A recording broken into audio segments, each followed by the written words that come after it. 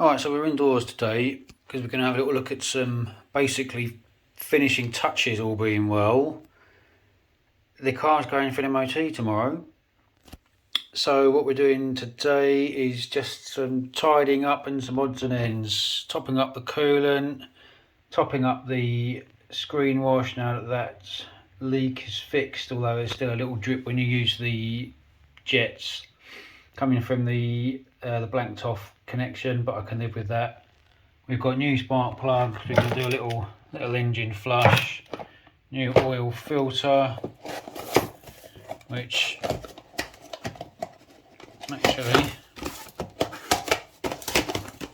oh yeah, that looks right. Yeah, okay, I wasn't sure that looked right there for a second, but yeah, that's right. Okay, oil, some just cosmetic odds and ends, new caps for the wheel bolts. Don't really need them. It's nothing to do with MOTing the car. It's just going to hopefully tidy those wheels up a little bit. Not there's much you can do with them, but every little helps. Dust caps as well, because two of the wheels don't have any. I've also got to put on a new exhaust clamp. When I changed the exhaust, the clamp that came with the new exhaust was actually too big to go round. I gummed it up with exhaust paste, hoping it would sort it out. But I only just got it so that I couldn't get any more threads any tighter on the adjusting screw, and I could still kind of turn it by hand. So I did gum it up by exhaust paste, but as the car's been moved around and stuff and the engine's rocked, it's split open and it's blowing again. So I know it won't pass MOT on that basis. The other thing I'm changing is the key. This key I've had since I've had the car. It's got this giant cable tie on it, which Salvage company used to just hang off the rear view mirror so that the key can stay visible in the car. So if you ever see a car with a massive cable tie on the key ring, it almost certainly means that it's a Salvage car. It's minging. This is all smashed to bits. You can't really see in there because it's a bit too dark, a bit too contrasty today. But yeah, this is very loose, flops around all over the place. Peugeot logo is actually not too bad, but these are in poor condition. These buttons are in poor condition. So, and I'm sick of this massive cable tie as well. So what we've done is got, again, totally unnecessary, but make me feel better about driving it, a brand new key. It's got unchewed up buttons on the keyring. It's got new micro switches in there as well. Let's be careful how I open this up because they're small and I don't want them to go flying around. So yeah, in there, 3 new micro switches for the circuit board, a new battery, as you can see. It's got a blank one, so I'm just going to have to transfer the key over along with the circuit board, but that looks nice. Certainly a lot better than this rotten wobbly thing. And also in here, I don't know why this came in a little bag, because again it's completely unnecessary, a little 207cc keychain, so I can finally get rid of this awful cable tie. So a couple of little cosmetic things, inexpensive, just to help tidy the car up a little bit. So what's this receipt, you're wondering, or not? So the oil leak and coolant leak, and there we go. Oh yeah, and the anti-roll bar link rod as well. I got so sick of looking at the engine, and it was such a tricky job to do with the tools and the space that I've got. I got this booked into an extremely good local mechanic. So a pipe got changed around the back of from the water pump to the back of the engine, back of the thermostat housing, as it turns out, and the thermostat was stuck open. So there was something else wrong that I didn't actually know was wrong. Timing tensioner was loose, which I mean I knew that leak was coming from there. So there is a new timing chain tensioner there now. And yeah, the inner wings, obviously there was just the wheel arch linings. The coolant bottle not fitted correctly. That's just what popped out of the fitting. That's not the end of the world really. So that's 529 quid. A couple of £100 of that would have been the parts anyway, the thermostat, housing in the hose and the loom. So I mean, it's a couple of £100 worth of labour, which I mean I could have done myself, but it was just getting, I was just getting fed up with looking in the engine. So bearing in mind I'd overspent on the car anyway, overspending by another couple of £100 doesn't really make a difference. I suppose it does, but I was happy to pay to not have to do that work. So sitting in the car, there is a old timing chain tensioner and hose and thermostat housing, etc. But what that means now is that there's no oil leak and there's no coolant leak. I think the coolant level has dropped a little bit since I've had the car back, which is why I've got this. But it's only dropped a tiny amount, so that could potentially just be a little airlock somewhere where a lot of the hoses and the thermostat was out and replaced and just sort of bleeding itself through, and little bubbles popped up and reduced the level in the expansion tank. There's certainly nothing dripping underneath, which there was before, so I will just top that coolant up and keep an eye on it. Spark plugs, oil and filter and the engine flush will do as part of the service. The air filter already looks good, so I'm not too bothered about that. And there's some other odds and ends which I'm not going to do for the MOT. If it passes, it will pass with some advisories. There'll be some advisories on slightly conking from the rear suspension that I don't think is the end of the world. And some of the tyres, the tread is getting low on some of the tyres, and the brake pads are getting thin, and there's a little bit of lip on the discs. So I'm expecting those as advisories. Also, the rear view mirror does the material around the back of the glass, which sort of auto darkens as the at night time. Some of that started to split out and leak. So I may also get an advisory for rear view mirror visibility being slightly obscured, but I don't think that's a fail. I'm not going to change any of those because I still haven't driven the car any distance. It still hasn't been on the road, and there's no point spending a couple of £100 on tyres and brakes if the car's going to explode or the head gasket's going to blow first time I get it up on the motorway at 70 miles an hour. So I will live with those advisories, and if the car proves to be reliable, I will change those, get those in order for the next MOT. So today is exhaust clamp, oil change, engine flush, in with the screen wash, top up the coolant, fiddle around with the key and swap that circuits board over and the buttons, and then MOT tomorrow. So we'll see what happens. How exciting. I'm not going to film this. I'm certainly not going to film getting under there because it's a filthy job and my phone's nice and clean at the moment. We'll probably film the oil coming out, and we'll put a little sieve underneath if we can and catch some of the catch the oil and see what's in it. Give us some idea after the flush if there's any shavings or anything in the oil. But other than that, I'm just going to crack on with it. There we go, there's the engine flush stuff. It looks minging.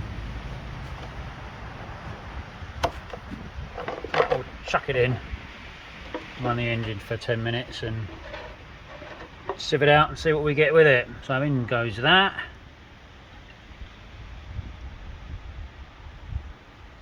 Lovely. And now we'll fire it up and see what colour the oil is like when it comes out and see what it's brought with it. Right, so last little bits and pieces. There, the oil filter is missing there because it's down here. Don't want to touch it with my bare hands, but we've got a nice new fresh one to go in.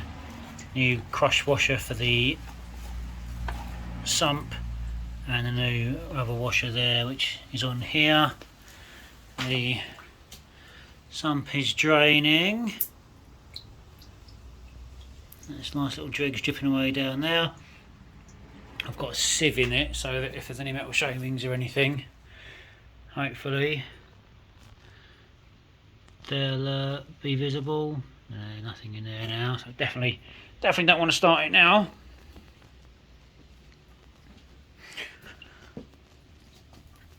So, I mean, it was, I'm trying not to fall into the hole. It didn't look great, but well, it doesn't need to be in an engine very long for it to not look very good.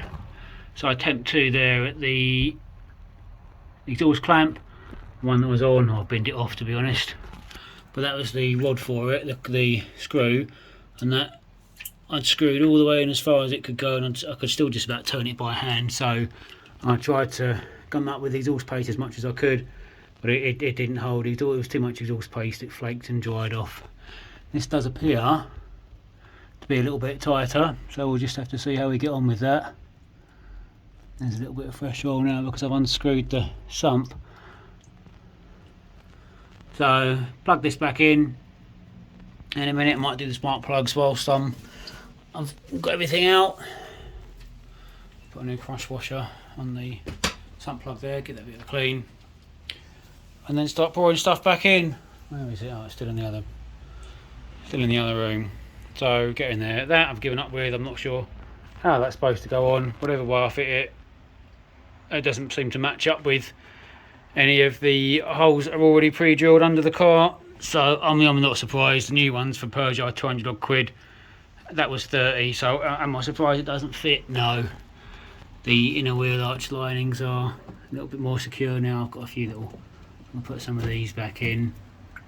But that, whatever way you put it, it doesn't really seem to give much protection to the underneath.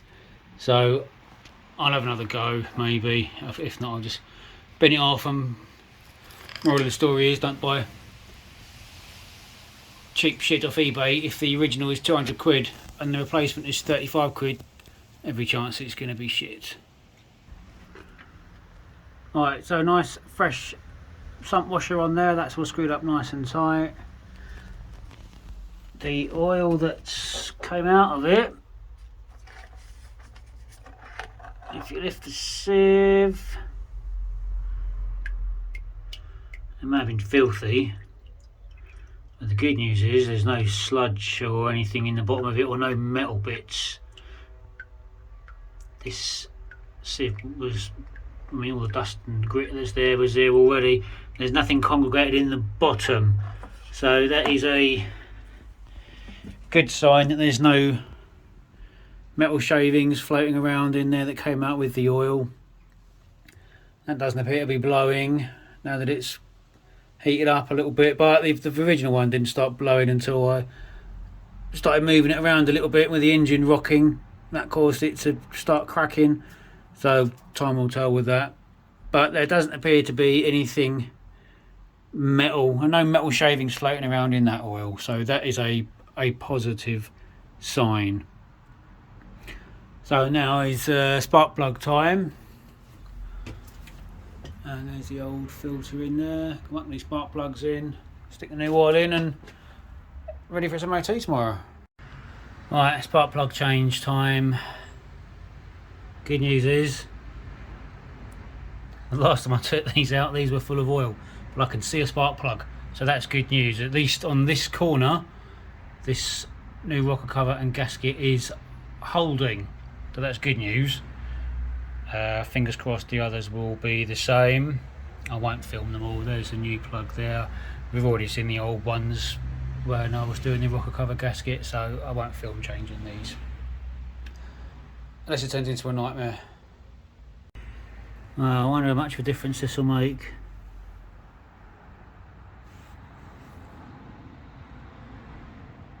Hopefully a little bit at least. I've definitely seen better days. Well, we'll just dip it in there and then crack on with the others. Right, 4 manky rotten old spark plugs out of the car. 4 nice new ones in. Last one's just gone in there. Spark plug wells are all oil free, so now it's just whack the old coil in, put some fresh oil in. Definitely don't want to start it until the oil's in, and that is that job done. Nothing else to do now apart from take it for the MOT in the morning. Right, well, it's fired up with the fresh oil and the fresh spark plugs. There's a good sign.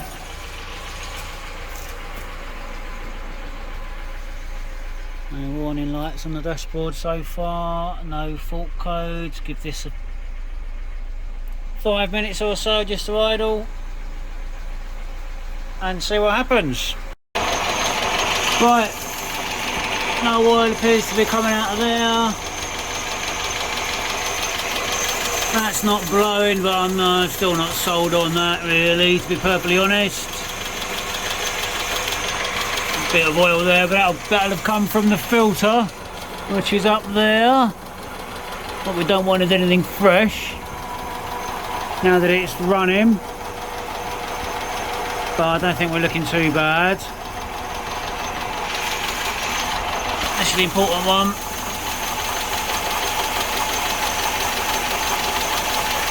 And I think we're safe with that. Right, well, we'll see what happens tomorrow with the MOT.